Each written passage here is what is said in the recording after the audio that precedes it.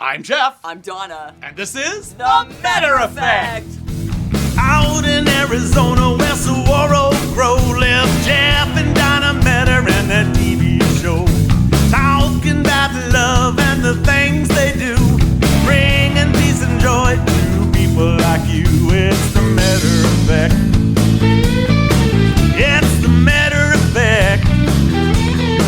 It's their sincere desire to have an effect. As a matter of fact, it's the Meador Effect. It's the Meador Effect. It's the Meador Effect. It's the Meador Effect. It's the Meador Effect. We are so excited to have you guys with us today on the show. Yeah, super excited. Love it. Love that we're here. Love that you're here. Love that you're here. And what are we going to be talking about today? We have a good conversation today because it's one of my favorites. We're going to be talking about how everybody truly wants to be loved. Yes. Everybody. Everybody. Everybody wants to have a connection with somebody. Yes. It's part of our human existence. And it's the most richest, most rewarding part of our existence, really, when you come right down to it. Right. So... yeah, babies want to be held. Babies want to be cuddled. People like to touch. People like to hold hands. People like to coddle. We just want affection. We want to be loved. That's really what people are looking for, I think. Well, it's two ways. We want to be loved, but we also want to love. Yes. We want to have that connection. And that's a huge part of it. Just to have that one person that you have that connection with that it's just on a different realm than anybody else on the entire planet. Yeah. So. You know, you just said that, and it made me think. When I was about 15 years old or 16, I wrote a poem. I was sitting in social studies, not paying attention, writing a poem. And one of the things was, I want to be able to love and to be loved. At 15 years old, 16 years old, I'm feeling this wanting, this desire to have this connection. Yeah. Not really understanding it. Well, Donna and I are extremely blessed. We were brought together 3.5 years ago. We've been married 2.5 years ago. And we have been blessed with a phenomenal relationship. We've had so many people say, you gotta have your own TV show and tell everybody about it. That's true. It is. Here we are. And what we found is that there are 3 core pillars that you have to have in place in order to have a great relationship. Yeah. Building a foundation for a relationship doesn't happen overnight. No. Okay, we spent years without knowing each other of walking through these different steadfast blocks, right? This foundation, personal development. I've done a lot of reading, a lot of workshops, a lot of counseling, a lot of, I don't want to say therapy, but therapy and other different modalities to understand who I am, what I was about, and what I could bring to the table as a human being. Yeah. Well, again, personal development is one of the core values in being able to have a great relationship. If you aren't the person that you really want to be, you're never going to be happy. If you're not happy on your own, you will never be happy with anybody else. Right. And so personal development is critical. You have to be in a place that, I used to be a youth pastor. And I would have, I'll never forget, these young boys would come and they would say, "Oh, Pastor Jeff, I'm in love with this girl." And I would ask them, well, okay, she's like a phenomenal young lady. Are you the type of man that God would give somebody like that to?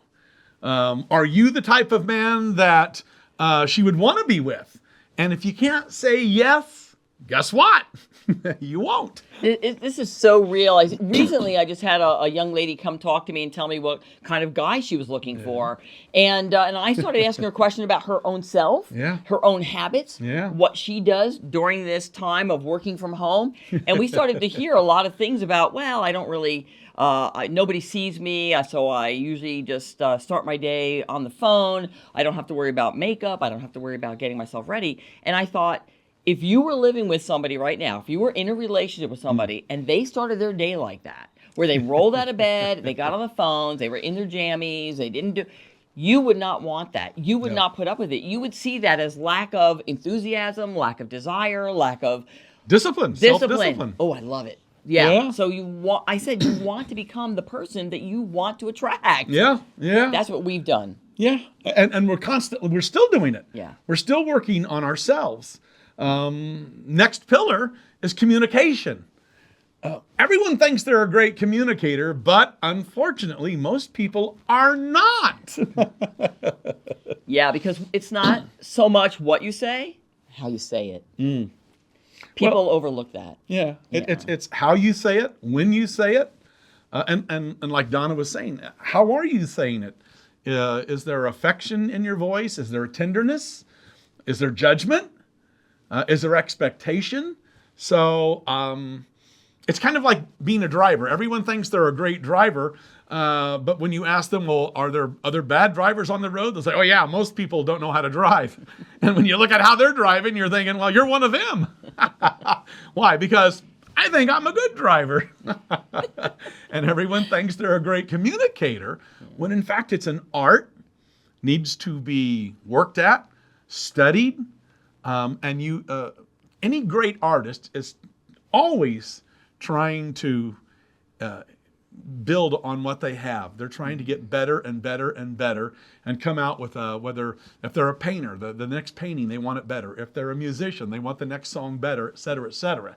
So it's the same thing with communication. Yeah, I love it. That's so good. Yes. And I'm a writer. So communicating through writing is paramount. And I didn't know I was a writer. I didn't go to high school and said, I'm going to be a writer. I didn't go to college and think, am I going to be a writer? I just started writing. I had a topic I wanted to write about. So I started to write. And then I started to realize that I had to come up with a better way to communicate, because when I reread my words, they weren't getting the message through. Yeah. So communication happens in all different aspects. Yeah. Well, another one of the pillars that we are strong about is knowing your own love language or love languages. There are 5 primary ones, and then knowing your partner's love languages. If you don't know yours and you don't know theirs, life is going to be a lot more difficult. A little bit more chaotic, wouldn't you say? Well, more chaotic. I actually like that word because, again, what is chaos? Well, it's a lack of structure. And when you know that other person's love language, like Donna, her primary love language is touch. Once I learned that, yes, she could be sitting on the couch. She's working on her next book. I might just walk up behind her, touch her on both of her shoulders, and just kiss her on top of the head. I might just rub her arm, but I'm always constantly going over and touching her in every opportunity I get. I do like that. I'm not going to lie. I didn't know how much. I didn't know how much I like that. That's amazing to me, because when I married my late husband, he touched a little bit and I loved it, but I'd never dawned on me how much I yearned for it. Yeah. Until you came along and we started really going deeper. Now that's like, it's been, well, you and I know each other 3.5 years. 3.5. So prior to that, I still wasn't aware of how important touch was to me. Yeah. And it changes over the years. Yeah, it does. Your desires, your priorities. We've been together 3.5 years, married 2.5 years. And the second time I ever saw this woman, I walked up and asked her if she would sign this for me. That went a long way, ladies. Donna said she's an author. She's actually an international best-selling author. Her first book, which you just saw, Dating It's Not Personal, really is a love story on how she found her late husband, Pietro. And babe, why don't you go ahead and share the story of you and Pietro, but also what you learned in writing the book. Yeah. Okay. Thank you. That's really something. I cherish this book because of the memories and what I went through to write it. But I also want to say that I started to write this book in 2004. This is before I met my late husband. I went out dating, and I was in my early 40s. So I'm like, if I'm out dating in my early 40s, what does that look like? Yeah. Wow. I was living on the East Coast. I was in New York. I went out dating and I didn't understand what I was doing. I didn't understand why I couldn't convey to my respective date what I was looking for, or why I couldn't figure out if we were on the same page, and I couldn't figure out how to get on their page, Yeah. which, by the way, you're not supposed to do. But I was trying to do that, right? Yeah. So through the journey of, first of all, not enjoying dating for about a year and a half, and coming to the realization, why am I not enjoying it? Personal development. So I started to read books. I read all the books. I studied dating like people went to college. Like I read He's Just Not That Into You, Men Are From Mars, Women Are From Venus, like the rules, right? I read these books and there was something missing for me. So I started to write my book. 2004, I started to write my book. So I started to write the journey of dating. And through my unofficial interviewing of anybody who would listen, mostly women, all ages, I would ask them what they were looking for. Why? And most of them didn't like dating either. They weren't having a good time. I thought there was something wrong with that.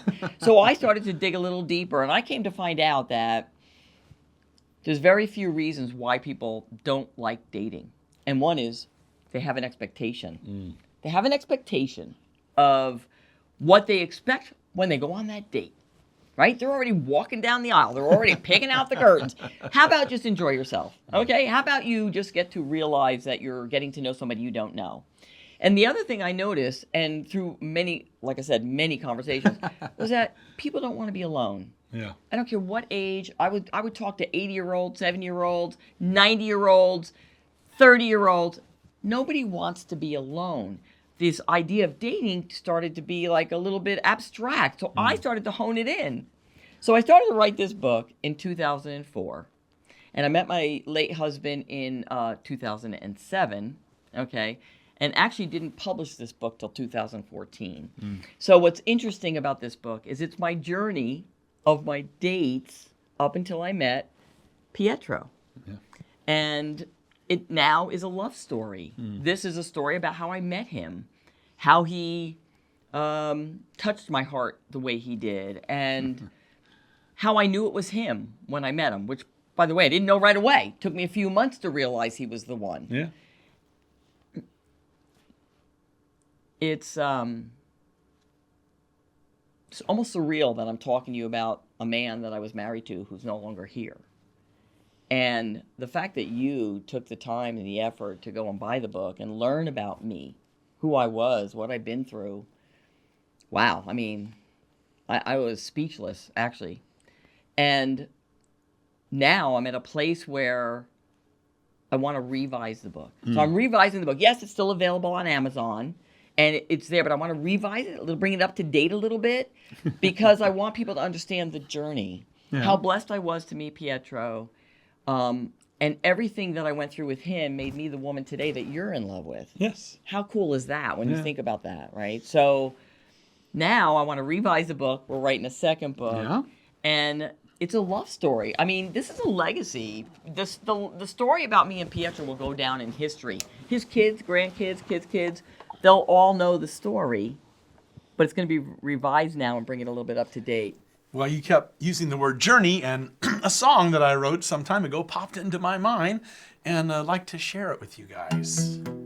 I'm on a journey, I'm on a journey, I'm on a journey called life. I'm on a journey, I'm on a journey, I'm on a journey with my wife. I'm on a journey with my wife. Oh, I love it. How blessed am I to have two amazing men in a row. We're going to write about you in the second book. I'm in the second book. And I will say that I've had women who get the book today, and they say, "You are so on mark, Donna." I'm like, Yeah.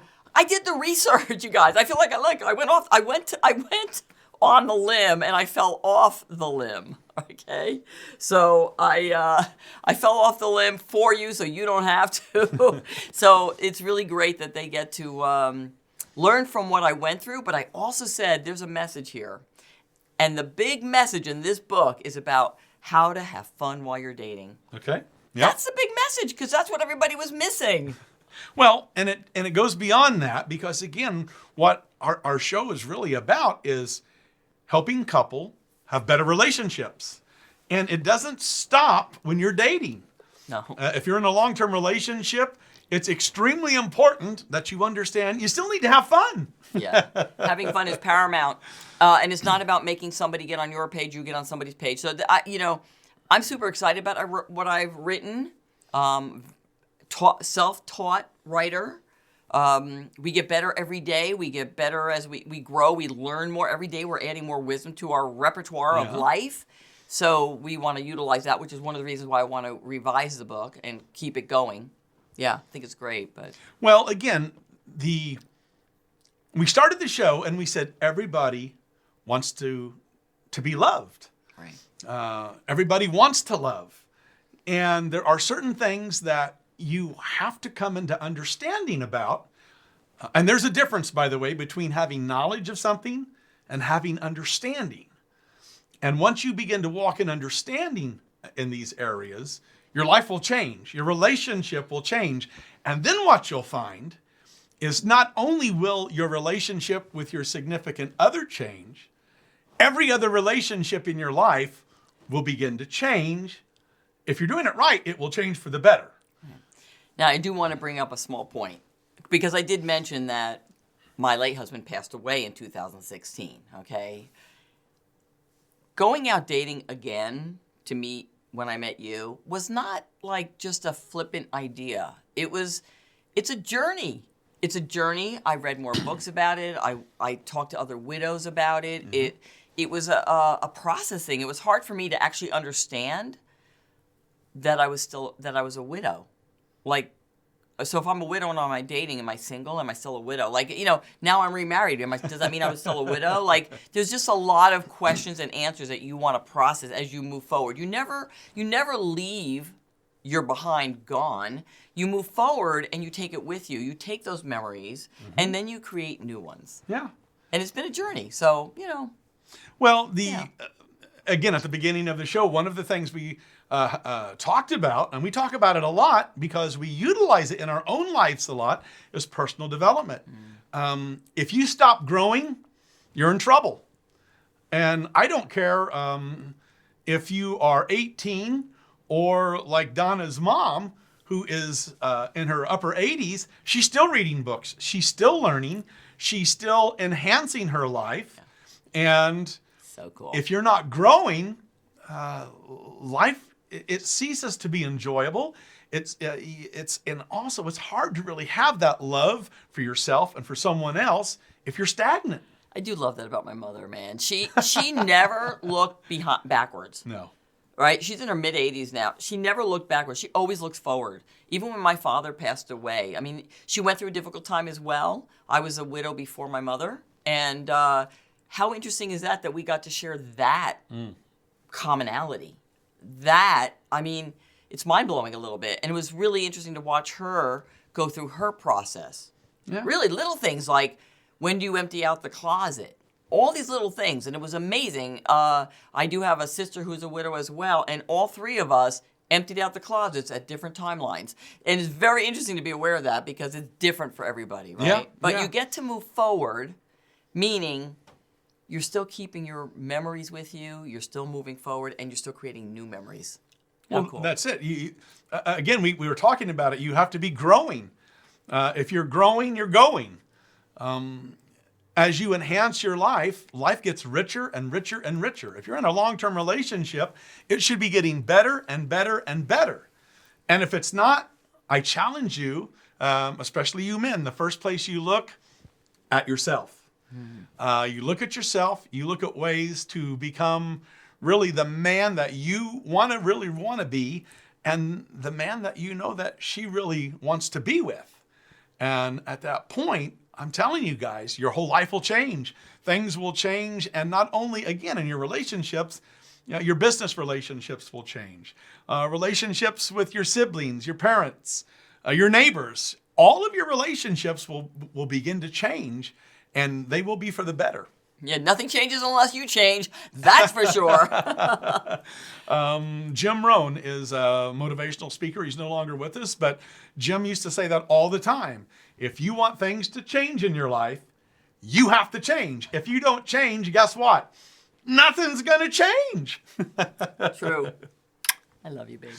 Guys, we are so privileged that you chose to spend some time with us today. We know that the most valuable commodity that we all have is our time. So we want to thank you for taking some of your time and giving it to us and spending it with us. We hope that something we have said or shared has touched you, touched your heart. And again, we are grateful that you're here. It is always our sincere desire that the Meador effect have an effect on you. You. It's the matter of fact.